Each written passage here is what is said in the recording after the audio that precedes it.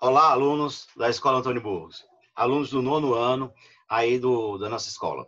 Veja, nós vamos dar continuidade aos nossos conteúdos a respeito dos modelos atômicos e vamos falar a respeito do modelo de Bohr. Foi nas aulas anteriores, tanto na gravada quanto no momento ao vivo, foi debatido a respeito do modelo de Dalton, o modelo de Thomson, o modelo de Rutherford, mas aí então é importante explicar, né, aí também o modelo de Bohr. Ele é muito frequente em vestibulares, é muito frequente aí as considerações a respeito de Bohr, é muito frequente em Enem, e aí nós precisamos fazer um esclarecimento a respeito dele. Veja, no modelo anterior, no modelo de Rutherford, os elétrons estavam girando em torno do núcleo, mas estavam girando em torno do núcleo, mas sem um local definido, certo? Houve aí algumas implicações energéticas que não ficaram muito bem esclarecidas no modelo do Rutherford. Ora, o elétron estaria girando lá em torno do núcleo, ele não gastaria energia. Ora, uma partícula elétrica em movimento, ela dissipa energia, certo? E aí, então, o Rutherford ele não soube explicar como é que isso funcionaria, de repente. Coube a Bohr, né, esclarecer e dizer que os elétrons estão em camadas lá na eletrosfera. E estando nessas camadas, eles permanecem com seus conteúdos de energia, eles ficam constantes, né? Permanecem inalterados. Então, é isso que nós temos aqui como estado estacionário. Olá, então, eu tenho a primeira consideração: os elétrons percorrem órbitas circulares ao redor do núcleo, certo? Há uma quantidade limitada de órbitas, chamadas de camadas ou níveis. Quanto mais afastada do núcleo estiver a camada ou o nível, maior será a energia do elétron localizado nela. Traduzindo aí, pessoal, ou seja, você tem a eletrosfera agora, no modelo de Bohr, ela é distribuída, ela é dividida em camadas. Quanto mais longe do núcleo for a camada, maior é o conteúdo de energia dos elétrons ali, certo? Segundo a consideração de Bohr, ele diz o seguinte: durante a translação nessas órbitas, ou seja, durante os movimentos em torno do núcleo, os elétrons não perdem energia espontaneamente e se mantêm em órbitas estáveis, condição essa conhecida como estado estacionário. Veja, é importante definir isso porque é um aspecto muito cobrado. Olha, se ele está numa órbita dita de órbita estacionária, quer dizer que ele não estaria perdendo energia, não estaria ganhando energia também, né? Ficaria com seu conteúdo de energia constante, certo? Então, isso é importante porque é o que explicou a manutenção ali da própria estrutura do átomo. De outra forma, os elétrons estariam em movimento, estariam perdendo energia e isso entraria, o átomo, a estrutura do átomo entraria em colapso, certo? Aí nós temos o seguinte, no terceiro ponto, ele fala a respeito dos chamados saltos quânticos, certo? Ora, a história dos saltos aqui é justamente quando o elétron ele ganha energia, então ele salta para uma camada mais distante do núcleo. Isso é importante, viu? Preste atenção. Quando um elétron ganha energia, ele vai para camadas mais distantes do núcleo, camadas de maior conteúdo energético. Acontece que ele não vai ficar lá eternamente, ele volta.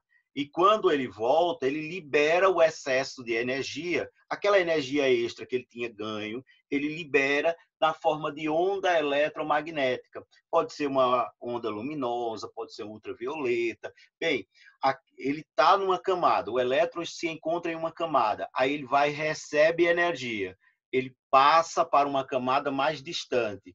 E essa condição ela é momentânea. Ele vai liberar esse excesso de energia e vai voltar para a camada original, certo? Então, vamos ficar atento a isso aí, né? A ideia do salto quântico. Olha lá, uma representaçãozinha mostrando bem aqui a história do salto quântico, tá vendo? Nós temos aí, ok? Olha lá, fogos de artifício, né? Fogos de artifício. Bem, pessoal, E a história aqui, por que fogos de artifício está relacionado com o modelo de Bohr? Justamente porque esse colorido, né? Essas luzes coloridas aí, essas ondas eletromagnéticas em comprimentos visíveis específicos ali, elas representam justamente a energia que está sendo liberada quando os elétrons estão voltando para seus níveis originais. Ou seja, então no momento lá da queima, lá do fogo, no momento da queima, elétrons ganharam energia, saíram para níveis mais energéticos e quando retornam liberando ondas eletromagnéticas em comprimentos específicos. Pode ser luz visível, no comprimento visível, ocasionando aí, por exemplo, essa exuberância de colorido. Cada coloridozinho desse representa um comprimento de onda lá de onda eletromagnética que está sendo liberada com o retorno do elétron para sua camada original. Aqui no experimento, na figura B, na figura B nós temos também, né, bem caracterizado aqui, tonalidades diferentes, né? Eu tenho cores aqui, diferentes também. E aí, nesse sentido, como justificar isso? Vai também depender de qual elétron está ali, voltando. Aí, no caso, nós temos um colorido específico caracterizando determinado elemento químico, por exemplo. Nós vamos ver mais adiante que determinado elemento, sódio, cobre, né?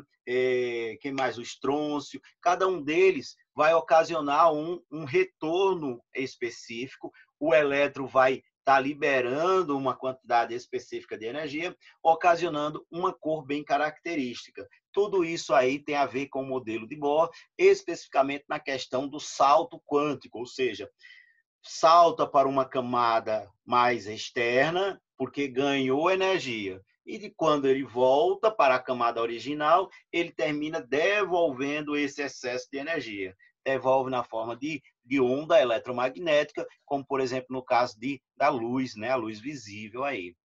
Aí nós temos outros fenômenos também relacionados, tá da mesma forma relacionada com os saltos quânticos descritos lá por Bohr. E aqui a eletrosfera no modelo, a eletrosfera do átomo e o modelo de Bohr. Veja, aqui nós vamos falar das camadas da eletrosfera. Ora, nós vamos ter lá a primeira camada, a segunda camada, a terceira camada, e aí nós temos letras representando essas camadas. K refere-se à primeira camada, L à segunda, M à terceira, N à quarta, O, né? A quinta, P, e assim sucessivamente vai adiante aí, né? Então nós temos aqui, K, L, M, N, O, P, Q, e aqui nós temos também uma coisa curiosa. Em cada camada dessa, Bohr disse o seguinte, foi estabelecido lá, né? Foi estabelecido por Bohr que em cada camada vai existir uma certa quantidade de elétrons. Por exemplo, na primeira camada K, 2 elétrons. Isso é a quantidade máxima. Pode existir um, mas no máximo 2. Então, eu tenho lá, na segunda camada L, 8 elétrons, na camada M, 18, e assim sucessivamente. Ou seja, foi muito bem estabelecido aí a quantidade máxima de elétrons, certo? Esses valores, eles batem muito bem para os átomos conhecidos, tá ok? Bem, então nós temos, além das camadas,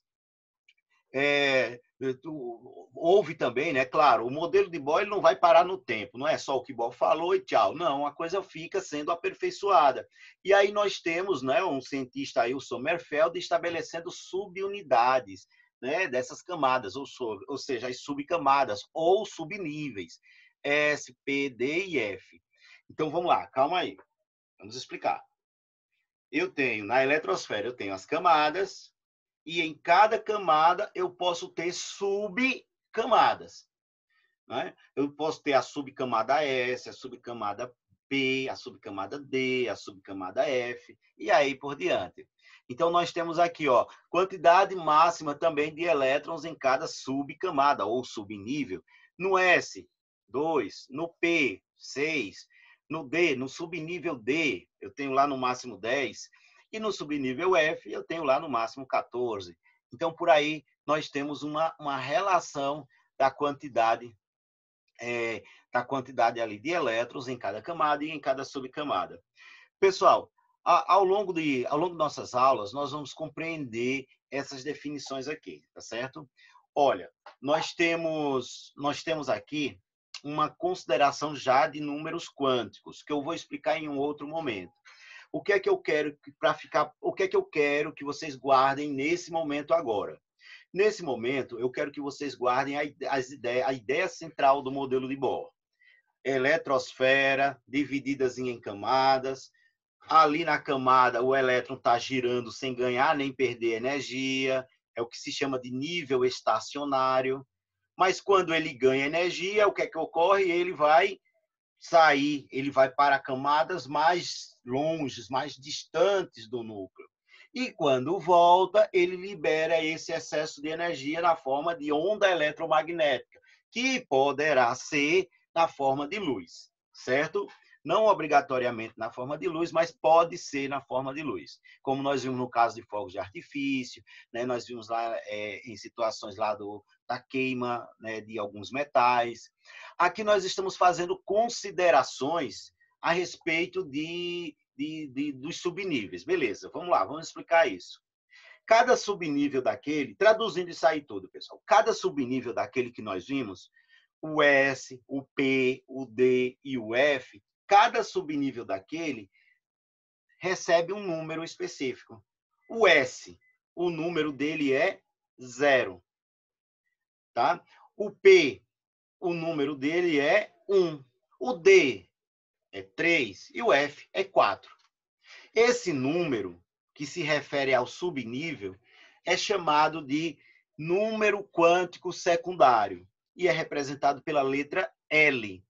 Então, o L que está aí aparecendo é apenas um número referente ao subnível, tá? Ah, professor, como assim subnível? Subnível é a divisãozinha da camada. É como se você tivesse um prédio. Você tem um prédio, um edifício. Aí lá nesse edifício você tem os andares. Ok, é como se fossem as camadas. Os andares é como se fossem as camadas. Mas dentro dos andares você pode ter apartamentos. Então os apartamentos entram como uma divisão dos andares, né? Assim, do mesmo jeito, você teria os subníveis como sendo divisão dos níveis. É como se os apartamentos fossem os subníveis e os andares fossem os níveis, certo? Então, vamos lá. Então, L é apenas a forma de você identificar o número. Então, por exemplo, para o S, L é igual a 0. Para o P, L é igual a 1. Para o D, L é igual a 3. E para o F, para o subnível F, estamos falando de subníveis, o subnível F, L é igual a 3, certo?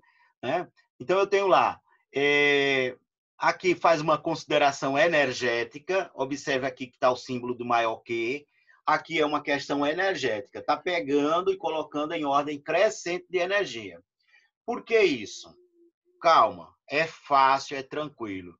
É para entender aqui a questão do diagrama de Linus Pauling. Olha lá, também no livro de vocês está sendo chamado de diagrama das diagonais. Então, aqui é o seguinte, olha, eu vou usar esse esquemazinho, esse padrão, o diagrama de Linus Pauling, para poder distribuir os elétrons em uma eletrosfera. Tipo assim, calma, tranquilo, vê lá. Digamos, o átomo de cloro. O átomo de cloro, no seu estado fundamental, ele tem 17 prótons e 17 elétrons. Olha lá, estado fundamental, elétrons e prótons, quantidades iguais. Aí eu tenho lá, então. Mas, beleza, 17 elétrons. Como é que esses elétrons estão distribuídos na eletrosfera? Como é que esses 17 elétrons estão distribuídos? Aí nós temos que distribuir em camadas e em subcamadas, né? É como se fosse distribuir as pessoas lá no edifício, distribuir em andares e em apartamentos. Então, do mesmo jeito aqui. Ora, é só seguir a seta, ó. Não é à toa que é chamado de diagonal, é porque eu vou seguir essa seta diagonal, ó. Eu vou seguindo essa seta diagonal e somando esses numerozinhos que estão, ó, sobrescritos. E essas potenciazinhas que aparecem aí, vamos dizer assim, tá? Então, eu vou somando esses númerozinhos de cima, esses númerozinhos pequenos, porque eles são o indicativo da quantidade de elétrons. Então, veja, está bem explicado aqui, acompanhe. Eu tenho, olha, o número grande indica a camada, a letra indica a subcamada, e o número pequenininho indica a quantidade de elétrons. Então, usando esse esqueminha aí, eu vou fazer a distribuição de todos dos nossos átomos. Esse esqueminha funciona para quase todos os átomos da tabela periódica. Tem algumas exceções, mas de maneira geral, é esse esquema, é essa distribuição que nós vamos utilizar, tá certo? Então, vê, como é que fica aqui, ó? Eu vou seguindo essa tabelazinha, ó. Pessoal, por favor, peguem aí no livro de vocês, página 93, dê uma olhadinha, ó. Eu vou seguir aqui, ó. 1S2, aí depois 2S2, 2P6, 3S2, aí vem lá para outro, ó. 3P6, 4S2 e por aí vai, tá? Eu vou distribuindo até o somatório, isso é importante, até o somatório lá daqueles numerozinhos pequenininhos, daquelas potênciazinhas, somar o valor que eu quero de elétrons, não é? Por exemplo, no caso do cloro, vamos dar uma olhadinha. Eu vou alternar aqui, eu vou alternar um pouco aqui a minha câmera para mostrar o esqueminha aqui para vocês, tá certo? Só um momento. Opa, aqui, vamos lá. Veja, no caso do cloro, vou fazer aqui para vocês. No caso do cloro, número atômico igual a 17. Aí eu tenho lá, como distribuir esses 17 elétrons. Como é que eu irei distribuir? Eu irei distribuir da seguinte forma, seguindo o diagrama de Linus Pauling. Então, vai ficar lá, ó, 1S2, 2S2, 2P6, 3. Estou seguindo aquelas setinhas, viu? Tá?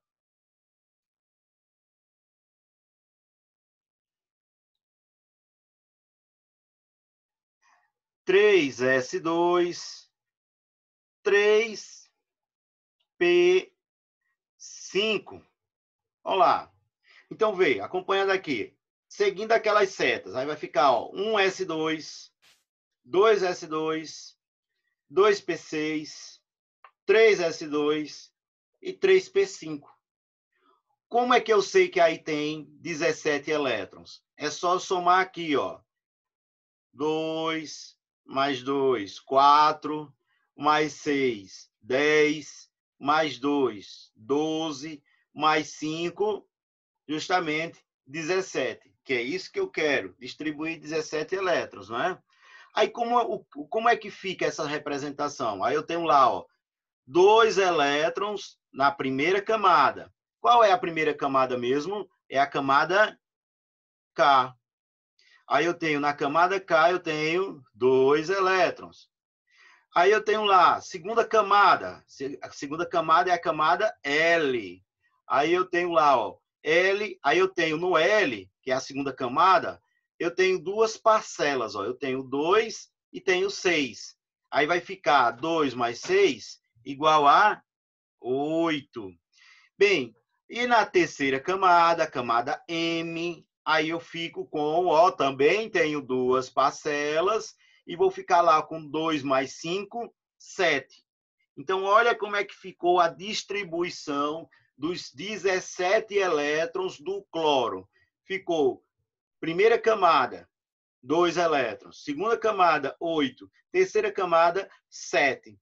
Isso eu estou mostrando apenas as camadas. Se eu quiser mostrar as subcamadas, aí eu vou dizer o seguinte, ó. Primeira camada, 2 elétrons. Onde? Na subcamada S, ou subnível S, né? Camada e subnível são sinônimos, tá certo? Então, eu tenho lá, ó. Na segunda camada, eu tenho 2 elétrons na subcamada S e 6, ó, na subcamada P, totalizando 8 elétrons. Olha aqui. Terceira camada, Eu tenho quantos na terceira camada? Ó, tenho 7. Ora, como é que estão distribuídos esses 7 elétrons na terceira camada? 2 elétrons na subcamada S, 5 elétrons na subcamada P. E com isso, nós fizemos essa distribuição dos elétrons em camadas e em subcamadas, certo? Ok, vamos voltar aqui.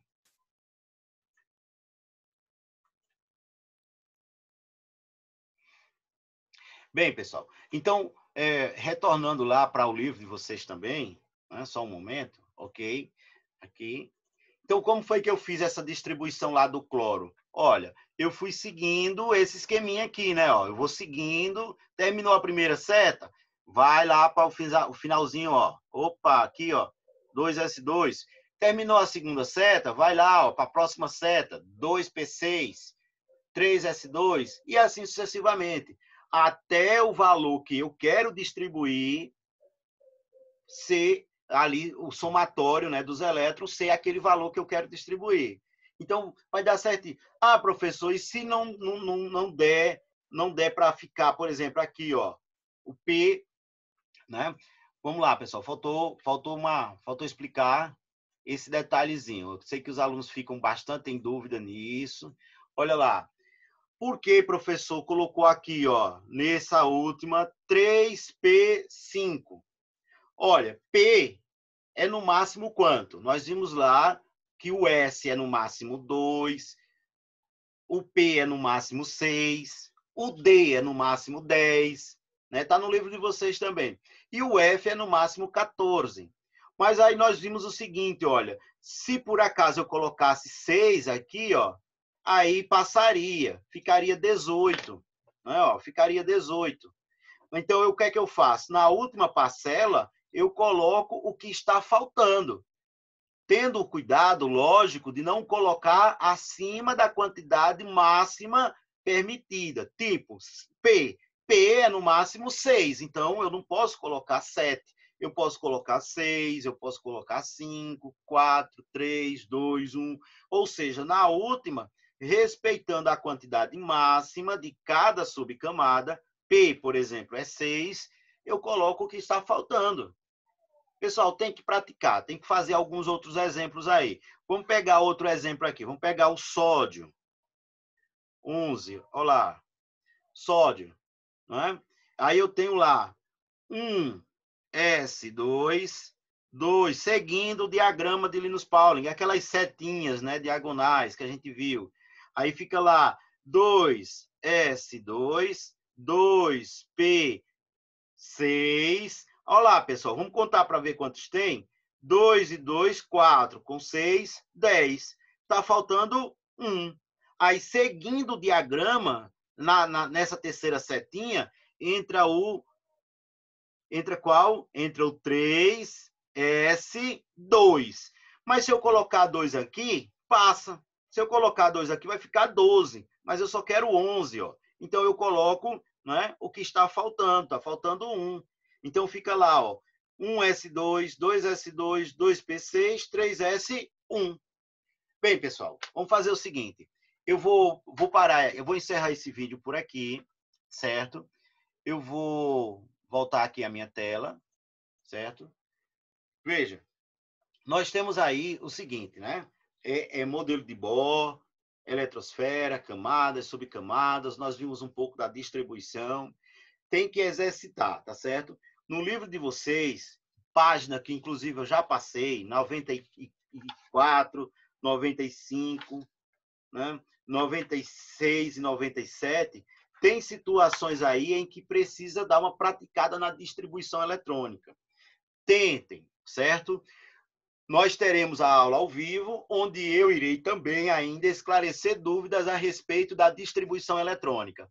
Então, pessoal, vamos encerrar por aqui, certo? Mas cuidado com aí as medidas de combate ao coronavírus, né? Manter isolamento, manter aí o uso de máscaras, sair de casa numa extrema urgência, utilize a máscara, lavar as mãos frequentemente, manter aquela higiene bacana para não se contaminar nem contaminar outras pessoas. Ok? Até mais.